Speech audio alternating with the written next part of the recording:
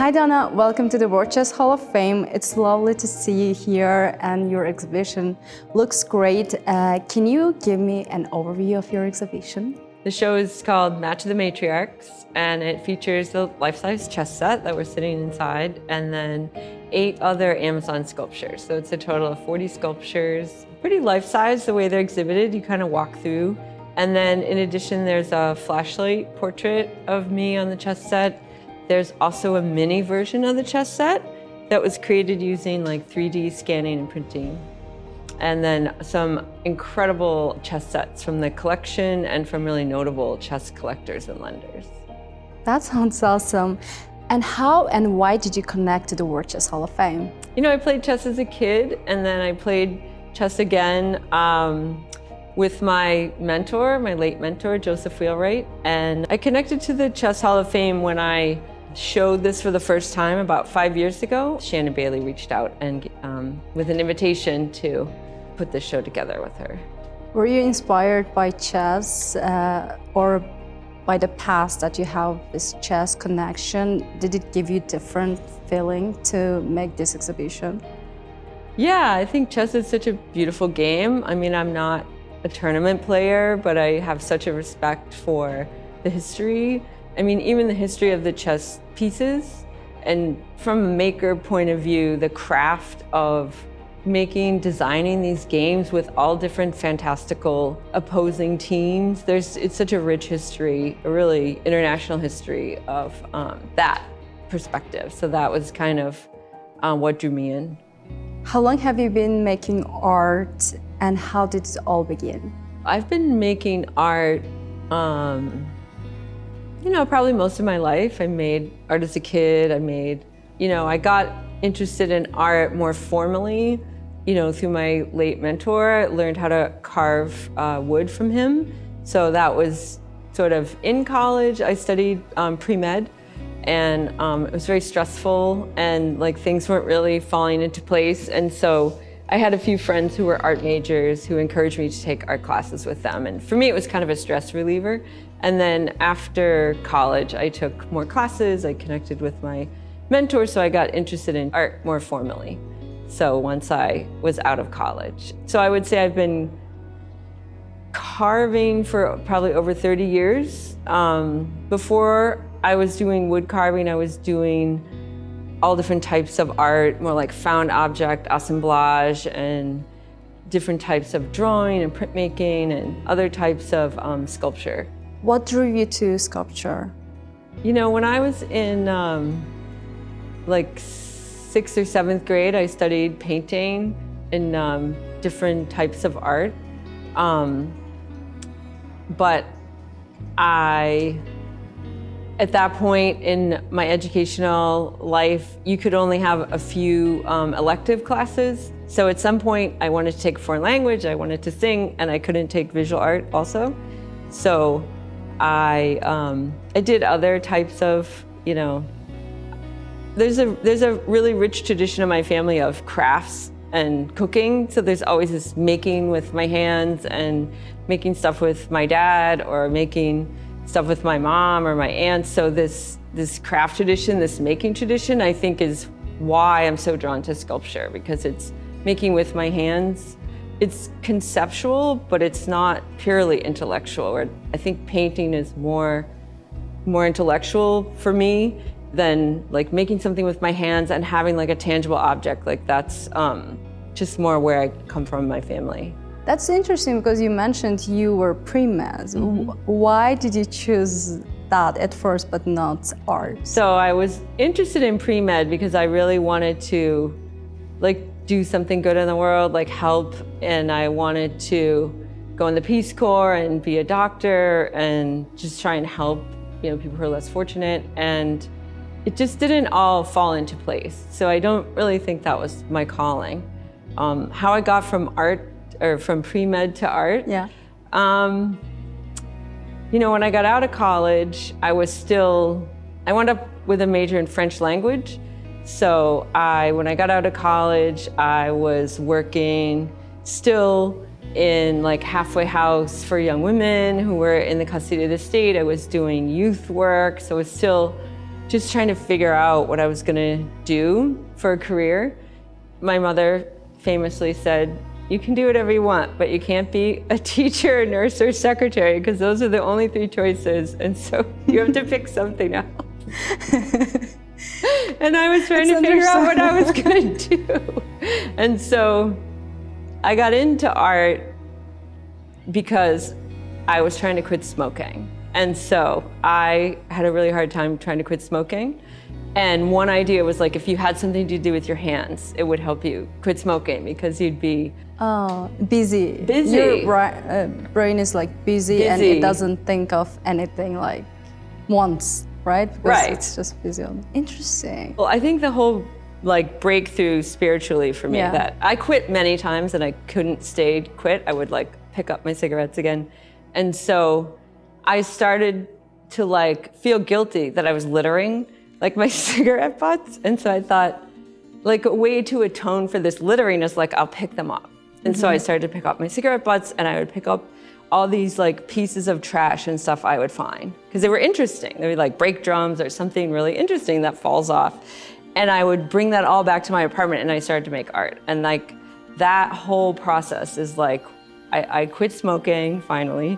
I figured out what I wanted to do with my life, which was I felt very passionate when I was making art. Yeah. And that's what I was looking for, is this like something I felt passionate about. And so I found the thing I was looking for, I figured out what I wanted to do, and I quit smoking, and I found art. Like all That's awesome. It was like Close Encounters of the Third Kind when the guy takes all that stuff into his house and makes this random thing in his living room. It was like that for me. Would you say you have a natural talent and you had it when you were a kid too, but you denied it or you just thought it would be better if you did something else and finally you came back to your talent, like you said, yeah, here's my talent and I need to accept it and I need to use it? I do think that I came back to, it felt like a rediscovery, the process of learning, you know, making art and coming back to it and even learning how to carve wood and connecting with, you know, the whole career of sort of being an artist. It felt like a homecoming. Not like I was discovering it for the first time. It felt like, oh, I'm connecting with something that I was meant to do. Yeah, it felt more like coming full circle. Who or what are your major influencers? Well, a big influence in my life as an artist originally was my grandfather, because he had a friend at the University of Illinois Art Museum. And so I'm the youngest and like the only granddaughter, so I was very spoiled. And I would go visit my grandparents at their farm in Illinois and they would take me to do things. Like it was wonderful. And so one of the things that they were having was like a mummy show. And he was so excited. He was like, I know the curator, we're gonna go behind the scenes. We get to see like, you know, unpacking the art and everything. And so he really turned me on to Egyptian art originally, which still is a major inspiration for me. You work in different scales, size of sculptures. What size do you prefer the most? When thinking about like scale of sculptures, you know, the size that I like that's more manageable is the size that's in this exhibition. So somewhere between like 3 and 4 feet tall is pretty ideal. I have made sculptures that are 8 or 10 or 15 feet tall. They have a huge impact. So I like that. I like making something that is bigger than us and that has a monumental scale and that has a presence. But it's more unmanageable. It takes bigger equipment. It takes more people. There's just more of there's a whole process to it. And I'm very immediate. I'm a direct carver, so I find a log and I just tear into it and carve it. I don't like draw or write. Like I just go right at it. So for me, this is very satisfying, this scale. Aren't you scared of missing a detail? You know, it's so big and you have to go around it like probably a billion times, and sometimes you look at it and you're like, oh my God, something is missing. With subtractive carving, people think like you could accidentally like cut the head off or something, which it's not really like that. It's not that like accidental prone type thing. Yeah. For the most part, you can fix most things with wood, and also it's like the proportions are sort of fungible. If you make the neck smaller, all of a sudden the head looks bigger. If you make it, shorter, and there's ways to mess with the proportions that you can sort of fix anything that looks like it's going wrong. Sometimes I've made sculptures and exhibited them and then thought like, I hate that sculpture, and like taken it and just taken it apart or like carved something else from it. Obviously smaller, but yeah. Else. And like, oh, that piece always fell flat for me. It didn't really come alive ever. So I have done that. In your opinion, what are the relations between art and chess? Art and chess both have a very rich history and a really global history. Almost every culture and civilization has art and also, games, games of strategy and mind games. In terms of like playing a game of chess, I think there's a lot of strategy just in terms of like having a career as an artist, which I think it's different than like making art. I think there's like the process of making art, and then there's the whole like career sort of thing. And I think having a career as an artist, it's very, you think a lot about, should I do this show? What does this mean for my career? Like, what is this?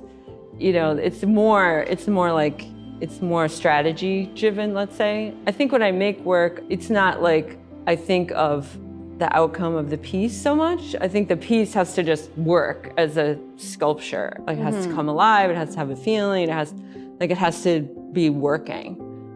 Tell us about your chess set, Match of Matriarchs, and why you explore chess in your artwork. So this chess set began probably 7 years ago. I did a show for the New Bedford Art Museum, which is in a coastal city in Massachusetts. It has a history of whaling and whaling ships. So my idea was to reinterpret kind of the mermaids and the matriarchal figures that are often seen carved on the sides of like whaling vessels and merchant ships. And I want to reinterpret them. I feel like a lot of mermaid imagery is sort of hijacked and sort of hypersexualized, and I wanted to kind of think again about that imagery and like how it could be more powerful or more autonomous. So I made this small grouping, there were 5 of them. And then I thought that it could also be a chess set, that it was these 2 sort of battling sides. There was octopus or squid and whale, and I got really excited about the idea of doing more with it. I just wanted to do more with that concept of like mermaids and ship prow carvings. And so it kind of just became this larger idea of the chess set. And while I was making it, I was thinking a lot about, the history of chess pieces, that they used to be like all male pieces, that it was this military strategy game, and thinking like, well, what kind of chess set would I make? I'm not plotting a war, I don't need to think of it that way, and thinking about the history of the chess queen and just wanting to do something very different. Like if I think of the people in my life who've taught me about life or taught me about strategy or power, it's like my mother, my grandmother, my aunts. And so for me, it was just this idea of these matriarchs. For me, it seemed like a really meaningful way to approach making my own chess set. That's a great idea. I would never come up why. It's like, wow, so you're deeply connected to this exhibition. I am, and it's meaningful that it's here, that I spent some time in St. Louis as a kid, so it's meaningful to have this like full circle experience to come back here as an adult. I have a lot of family in Illinois and Indiana and Minnesota, like in the Midwest, so it has a lot of roots here. Where do you get the wood for your sculptures? I get most of the wood for my sculptures from my friends, because they know I carve. And so, or even people who don't know me very well, they'll say, oh, my neighbor's taking down a tree, you have to come over and look at this wood. Or different friends who are carving or wood turning, or say, like, I have a piece of wood, but I'm not gonna use it, so it's almost all like salvaged wood or reclaimed wood from my friends. How did you learn to choose wood in general? How you can say, oh, I can make something out of this or I cannot? I, you know, when I was in college, I got interested in working with like ceramics and pottery and working on the wheel, and I've done like printmaking. But I always, in the back of my mind, I just thought I always wanted to learn how to carve wood. So really what it is, as a kid, I was way into tree climbing. And so when I grew, after Missouri, we moved to Ohio, and we had this tree in our front yard. When we moved there, it was too short to grab like the branch to even climb the tree. But I got to the point where I could grab the branch and I would climb like all the way to the top of the tree. And I would just sit in the top of the tree, and you could feel like the wind blowing. And for me, like there's just something about that connection with that tree that I think is what led me into wood carving. Oh. Everything is connected to your childhood. So you were meant to be, you know, an artist. Does it? I think so. I think I was definitely meant to be an artist. Can you please tell us about your Amazon series? My Amazon series is kind of a new series. I mean, I think it came out of this idea of chess and like battling sides of the chessboard. So the Amazons came out of originally looking at like the warrior women on the sides of like Greek vases and ancient Greek and Roman vases, but it really expanded to include researching different women warriors from around the world. So I was very interested in learning kind of the story and histories of women that I just never discovered in my own like college experience or after. And I thought that these stories were just really inspiring, and I wanted to like make my own interpretations, but like I was very, I just thought their stories could be told in a way that would bring them back to life. I thought their stories were really resonating with what's going on right now.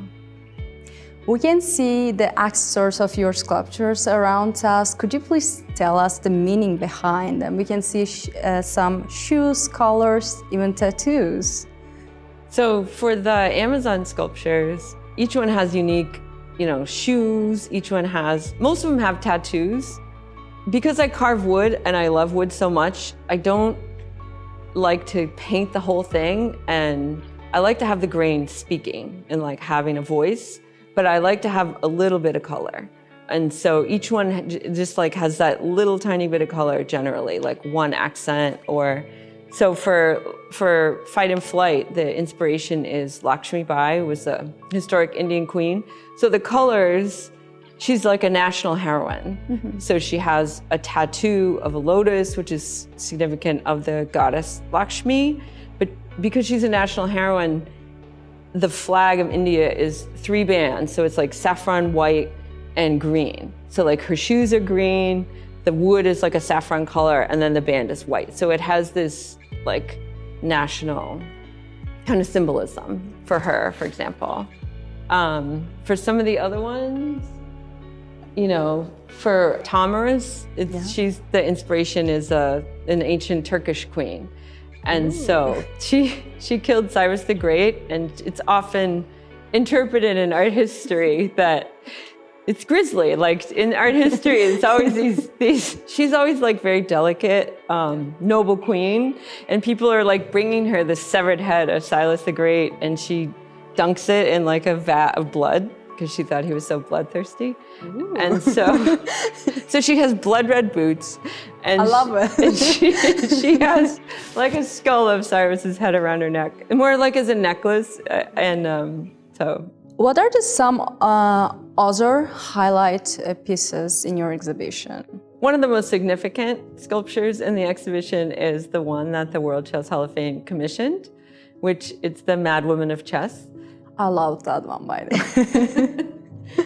And so this story is that this goes back to the history of the queen, this, you know, the queen piece on the board, that she came on the board and maybe the like 10th century, but in the 15th or 16th century, the rules were rewritten, so she became very powerful. At the same time that there were a lot of powerful queens in like Europe and Russia. And so when she was introduced on the board, there was this backlash against this idea that the queen would be the most powerful piece. And so it was derisively called the Mad Woman of Chess, like as if there was like a wild woman like running around the board because she can move any, I know, isn't that great? Any unlimited number of squares. Yeah. Any unlimited number of squares in any direction. So that's her power. I wish I could do that. I know. In life though. And it helped to speed up the game. But yeah. And so I wanted to bring the Mad Woman of Life to the Mad Woman of Chess to life. When you showed me, immediately I was like, can I buy it? Oh yeah, the little ones, yes. Yeah, I loved them. Thank you. And also you mentioned you played chess when you were a kid. Do you still play with friends or family? And do you have a favorite piece? I'm still not much of a chess player. I think where this comes from is because I'm not a very good chess player, and whenever I've played with like my brother, my art teacher, they always beat me. So this is sort of like what I can do. I can make this chess set. For me, that's like, I don't know if I'll ever like learn how to play chess and be like a great chess player. Well, if you're around St. Louis, you should make sure to stop by the St. Louis Chess Club. We offer ladies' nights. Oh, okay. So it's for ladies only, and you can learn more chess. Oh, okay. That's what I need to do. Yeah, exactly. Yes. What's your relationship with the chess world? I think I had a lot of fun making a chess set. It really has two queens. And, for example, on this side with the octopus, they all have 8 fingers, but like I think I was drawing on the symbolism of like queens of really any monarchy, that there's this idea that there's a queen that's the figurehead, she's in the public eye, she has to be very formal and follow all the rules. And then there's always someone who's gonna become the queen next. And so she's more behind the scenes. So it's like, she can get her hands dirty, she can do all the dirty work, she can take care of things. So like, her hands are red, but the queen's hands are white, so it's sort of, I had a lot of fun playing with that idea in the making of that particular side of the chessboard. What do you think about the St. Louis Chess Club campus being the epicenter of the chess capital of the United States? I'm very proud that, the United States is the host of the World Chess Hall of Fame, and that there is such an opportunity and a focus on, such a beautiful game, like right here in St. Louis, right here in the United States. Like I think that's a huge point of pride. What are some of your cherished art or chess accomplishments? I feel very proud that I made this chess set, that it was a labor of love that took many years. I feel very proud to have this show here, to have such a showcase of the chess set with this context of really world-class chess players, really iconic chess sets. I think the context is extremely important for my work. It's something I always imagined, but it had to be here. It couldn't be in Boston or New York or Paris. It couldn't be anywhere else. So it's a very unique place, but it's like the perfect place for this show. It's an enormous honor to have, the Amazon sculptures, my chess set, the chess sets in the collection, and to know that people will come and play tournaments. They'll play with this chessboard. They'll play chess in the gallery with the chessboard. That it will really be activated in a really special way. Do you see yourself continuing with any chess-related artwork in the future? I do feel like I could spend the rest of my life making chess sets. It's very open-ended. I'm glad to hear that. Maybe you should play more chess too. And learn how to play chess. Exactly. Yes, I do need to learn how to play chess. Donna, we have special video for your exhibition. Would you like to talk about it more? In this exhibition, I'm exhibiting, in addition to the sculptures, a really special animation and video that it has many layers. Video is often takes a lot of people to make it. So there's a colleague of mine who wrote poetry about 4 of the sculptures, for the Amazon sculptures. And so she's reading those poems, and that's the soundtrack of the animation. And then several other colleagues of mine actually made animation. So they took 4 of the Amazon sculptures and imagined what they would look like if they just like got up and started moving around. And so it's a really interesting kind of pairing of thinking of like sculpture as a static sculpture and wood sculpture, but with 3D animation and graphics. They actually look with wood grain. I mean, they look exactly like the wood sculptures, except they're moving.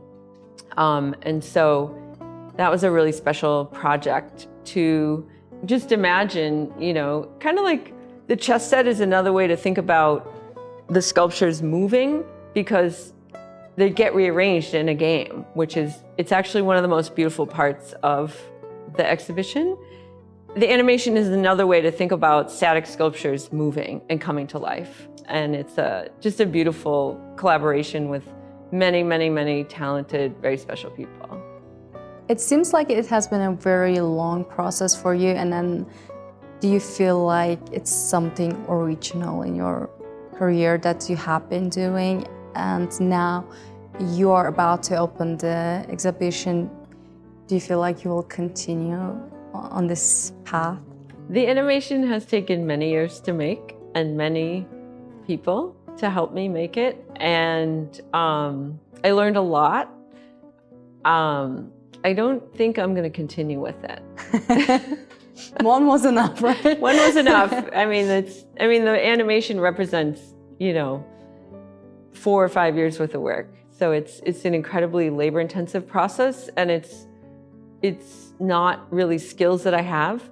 And so it relies on like an enormous team of people to do it, and time. And I think it happened at the perfect time, like during COVID, when people were very interested in working online and collaborating online, because it was sort of the only way you could work together.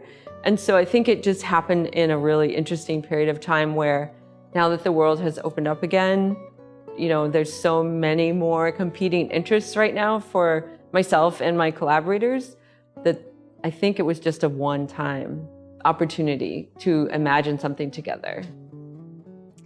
Donna, your exhibition sculptures are only women pieces, and I love them. I love how great they look and how inspiring they are.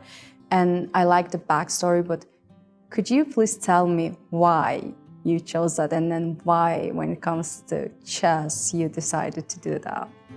So all of the sculptures in the exhibition are women sculptures. Oftentimes you hear writers say that they write the books that they want to read. For me, I make the art that I want to see when I go into museums. And I think that, you know, historically there haven't been as many just like empowering or inspiring sculptures of women made by women.